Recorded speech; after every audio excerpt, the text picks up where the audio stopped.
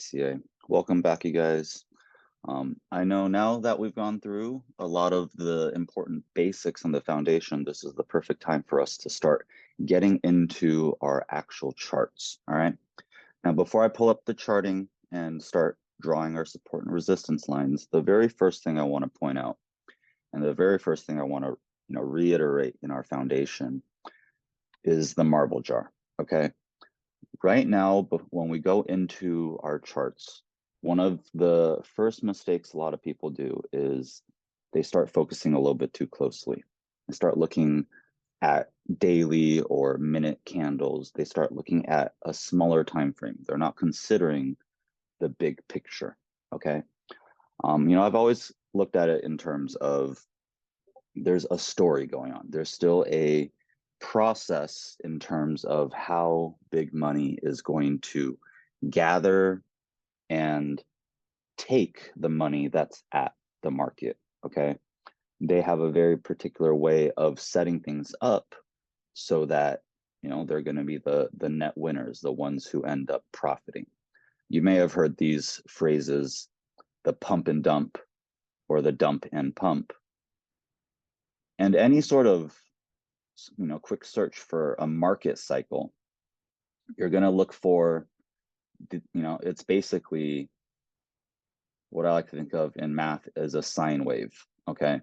You have this bottom, you have this top, but the market continues to cycle, and a profitable company will have a rising type of situation where it continues to do so, all right? In addition,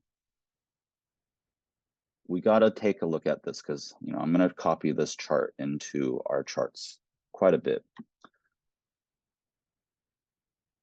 This dotted line is the mean. We talked about the average. It's important to understand that the average is always going to come into play. And there will be situations in which people at the top will consider it to be a new phase, a new way that we're going to do things in this world, okay? Keep in mind, history will always come back to, the actions and the story through history always come back into play because of, naturally because of the way that numbers work, the populations that we have. People, it's not to say all people are the same, but it's to say that the different variations of people, the different societies, and the different ways that these things come together, it's happened before, okay? And so, yes, we should still look back on history of things such as how civilization with Rome, how the fall of Rome happened, how, previous monetary cycles and previous economic cycles, how they played out in history. Because, even though we are printing money and using a system of exchange through the dollar, these systems existed in the past too, and they also had their tops and their bottoms, okay? When we go into our talk about options, we're actually going to understand that this type of price cycle happens for a lot of things. In terms of the options market, this originally started as a market for tulips, the actual flower. People use those as a sign of prosperity and a sign of wealth.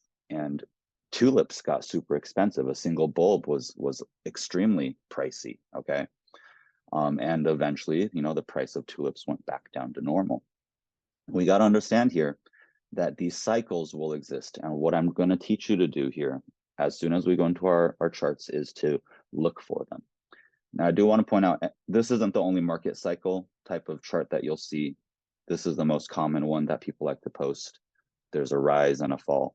You can imagine, you could put the fall first, right? And then the gather. Or you can put the gather first, okay, and then the fall. What I also want to point out here is there's this particular guy called Wyckoff, okay, W-Y-C-K-O-F-F, Wyckoff. We're going to go through a little bit of his theories because he actually has charts that shows us how this happens, what we can look for to try to put ourselves on a side of higher probability, because big money happens to understand where price is eventually going to go. And it's also very important to understand that the emotions that exist, okay, if you were to think about today in terms of March, today's March 13th, Monday of 2023, and, you know, we just had Silicon Valley Bank just, you know, have its huge shutdown. We just had the FDIC step in to ensure deposits, etc. What do you think is happening right now, right? I do believe right now we're in this anxiety denial situation of that there's problems in our economy. We got to be careful about that, and I'll show you how this starts to look in our charts in just a moment. All right. We're going to look for some long-term companies. You know, this type of cycle isn't going to happen for something that just went IPO this last year or maybe even last 5 years. Okay, some companies do have that happen. I will point out a few examples. We're just going to pull up TradingView now, and we're going to go in here and take a quick peek over at if we see this rise and fall. I'm just going to copy this chart in here. So even right here, you can kind of tell we're starting to see that already, right? We have this rise and fall, rise and fall. Where did this actually already play out? Well, if I zoom out, right now, I'm on the weekly chart up here. So every candle here represents a week of price action. And you can see we're pretty high up, okay? If I were to draw a main line of resistance, and even you can imagine of the mean through the middle of this, or if I were to draw kind of a channel,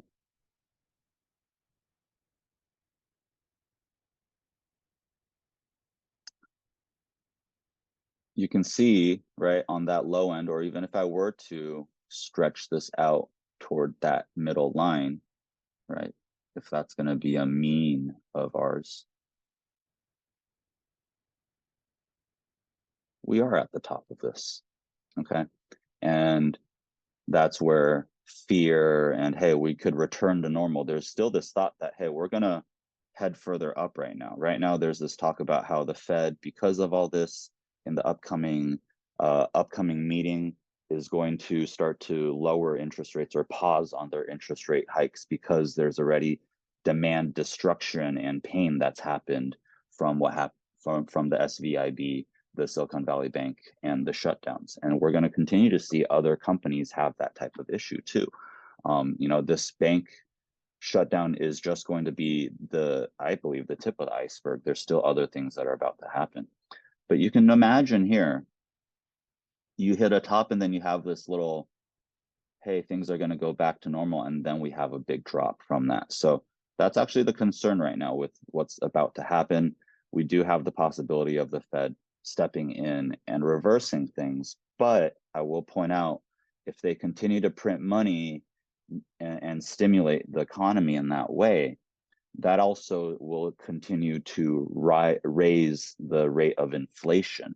Things will continue to cost more. If you think about, well, how much things cost when the market was up here, it is actually advantageous for the economy to have this relaxation back down to normal. But obviously, monetary interests will do their best to try to maintain their, you know, their profitability and their money. Okay. All right. What else do we got to talk about here? Let's jump a little bit into, I actually do want to pull up FRC, which is First Republic Bank.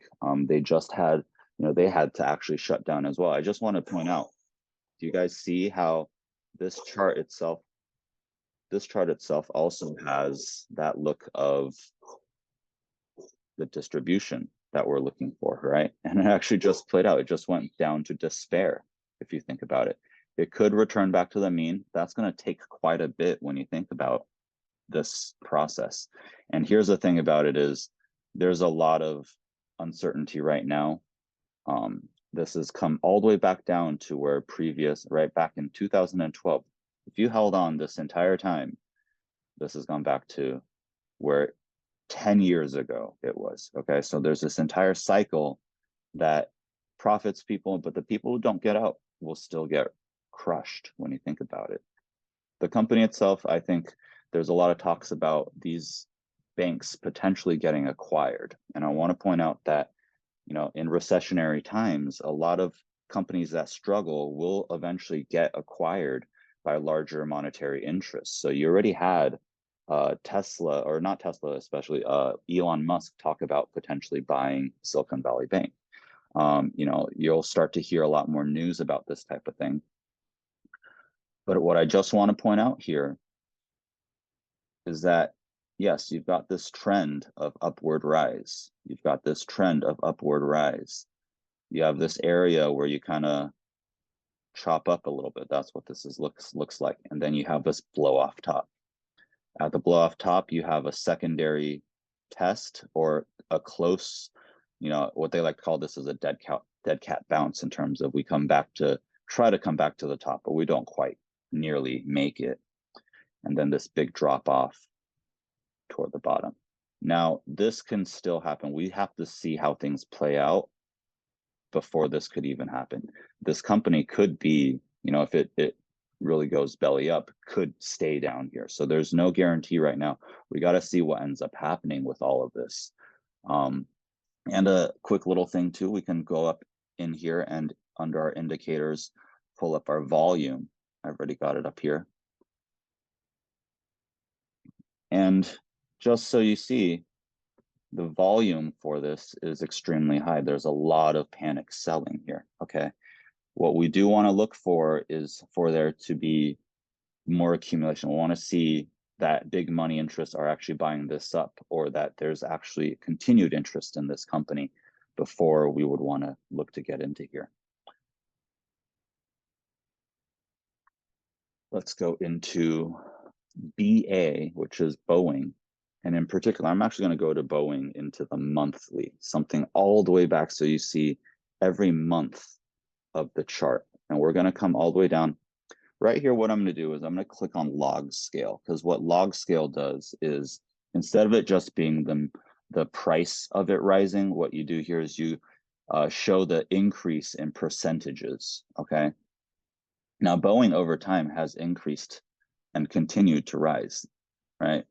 It's had an upward trend, and it continues this upward trend. Now, this is a logarithmic scale. So let me go ahead and drop this back into what you and I usually see on the scale, okay?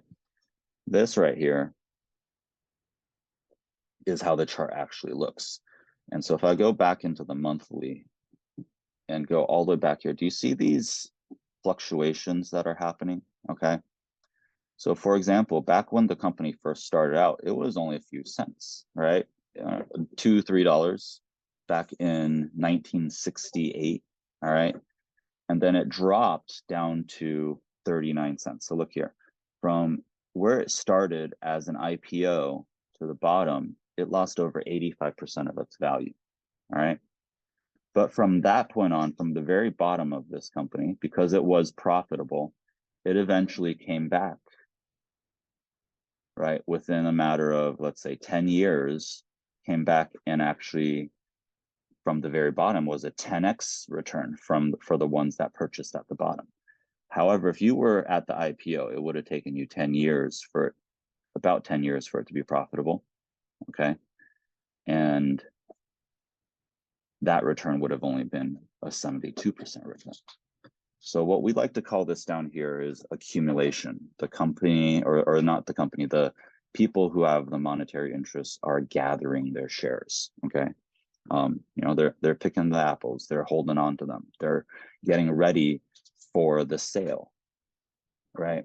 They're getting ready for the price to go up. They're holding on to them until nobody else has the apples to have, so they can bring the price up. Once they've gathered supply, they'll create a rise in the price in which they can dump it, right? So you got the pump and the dump. All right. From there, what we can imagine is there's usually going to be, and we'll draw this out right here.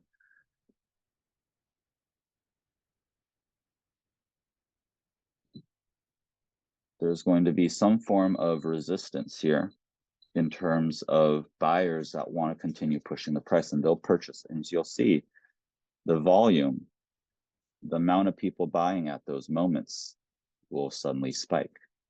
All right. So when they say you got to look for volume, you got to make sure that the buyers are actually present. Well, in this situation, what's actually noticeable is that where the buyers are purchasing, gather the shares and create blocks in which they're invested in. Think of it that way.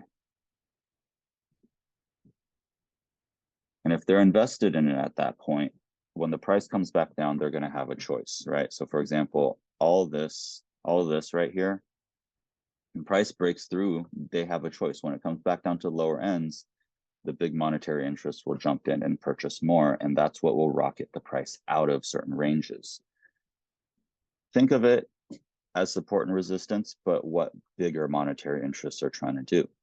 And also remember how this type of process is going to happen even back here. Notice that, right? Even back here, if I were to draw something in terms of the mean, right? You see how take off, the first bit, and then the pop off, and then come back down in here. Same idea, okay? And it continues to happen over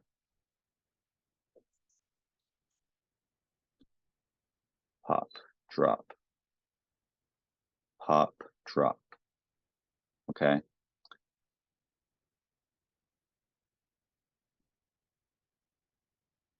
And as the money gets bigger and bigger, it fluctuates large, even more and more, okay? So you always have a low end of it, but if you were to draw the averages, right, you always come back to the average,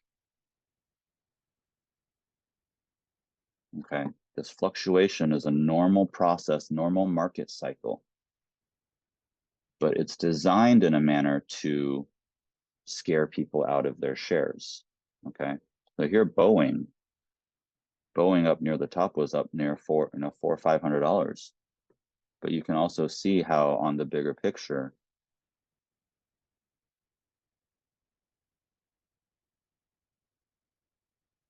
there's a couple of times where it relaxed back to the mean, and here's one to consider too. This was a quicker uprise, and there's another lower one that we're experiencing right now.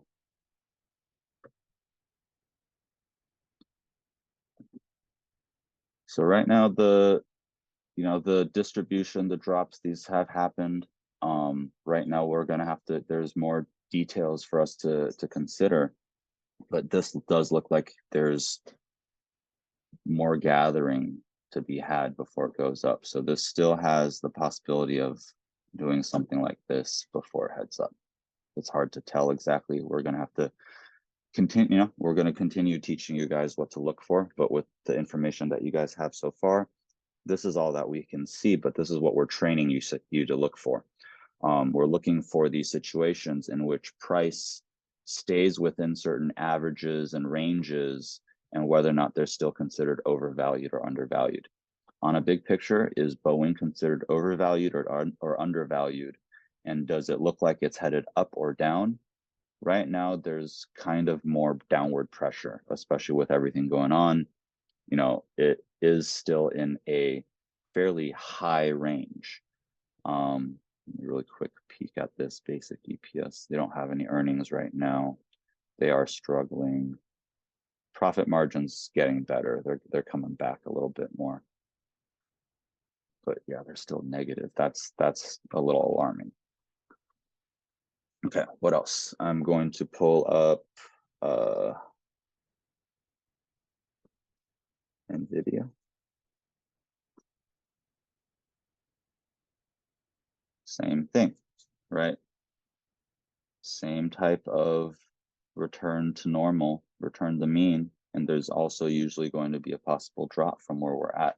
That's also where I would bring up that again, our PE ratio for this doesn't quite make the most sense in terms of this and return to the mean. This mean oftentimes will have a rejection from, which is what I do expect here. And then another potential test of something like this. All right, for you guys, a little bit of personal homework for you. Stay on the monthly or the weekly. Pull up some of these larger companies that you may have, heard about. The larger companies that we can expect to see distribution and accumulation in, right? So the pump and dump, the sine wave, higher and higher rise. Let's look for that. Pull up FANG, Meta, Apple. You could pull up Tesla. You could pull up the larger companies that have been around, the banks, et cetera, Bank of America, et cetera. Take a look at all those charts. What you can do is go ahead into the chat and copy this chart image, drop it in there. Go ahead and let us know this is a market cycle chart and show us where the market cycle is. You're free to use these tools to draw on where it is. You can chart your resistance and support lines, etc. But at the end of the day, what you're looking for is to show us that you recognize how market cycles appear in the market.